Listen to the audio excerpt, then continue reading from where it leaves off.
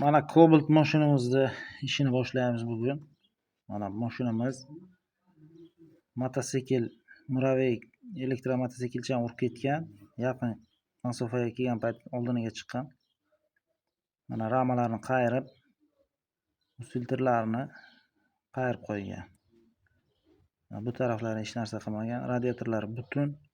Bamper, fara, shunaqa narsalar shikastlangan, shiviller. Mana ishimizni boshlab oldik. Kapotini ochdik, filtrini sekin ochib tashlaymiz. Mana shivillerini ham sverloq olib tashlab, ikkita tugmasini o'zini qoldirdik, radnoyini. Xo'sh, mana hozir ishimiz davom etmoqda. Bu mashinamizga ketgan xarajatlar: yangi kapot, original Krillo o'zini qilsa ham bo'ladi. Shpaklovka bo'lmasligi uchun yangi qo'ydik.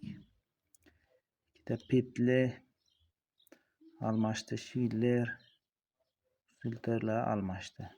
Mana shu yertasi zarba natijasida qayrilib ketgan. Mana bu tarafi to'g'ri turibdi. Mana shuni tortib olish jarayonini boshlaymiz. Mana shuni ildirib svarkaga tortib, tekislab, razmer santimetrlarga qo'yib olamiz buni. Aniq santimetrga qo'yilmasa kapot, Krillo, faralar tushmaydi. Mana ichlarini tekislab, vazishni bachogam даже to'g'ri kelmay turibdi. Mana podgon ishlari, shiviller, filtrlarni qo'yib, zazorlarni to'g'rilab oldik. Hammasi yaxshi chiqdi. Mana endi bamperlarigacha o'rnatib, polni mashinamizni yig'ib ko'ramiz. Endi qaytadan ochib buni filtrini svarka qilib oldik. Mashinamiz tayyor bo'lgan jarayoni. Mana krel zazorlari, kapotimiz ochiq turibdi. Mana filtr germetikalari mana shu yerdan qildik, hozir ko'rsatamiz. Mana bu yerda filtri zavodskiy shunaqa germetikaga turadi.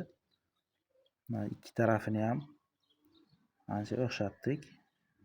Yaqin bordi. Zazorlari hammasi chotki bo'ldi.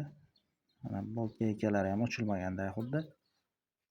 Mana bu taraf zazorlari, yangi kirli qo'ygan tarafimiz, ranglari birga bir tushdi. Mashinamizni polirovka qilib, mana ishini tugatdik. Bizni kuzatib boring. Bizga obuna bo'ling. Rahmat hammaga.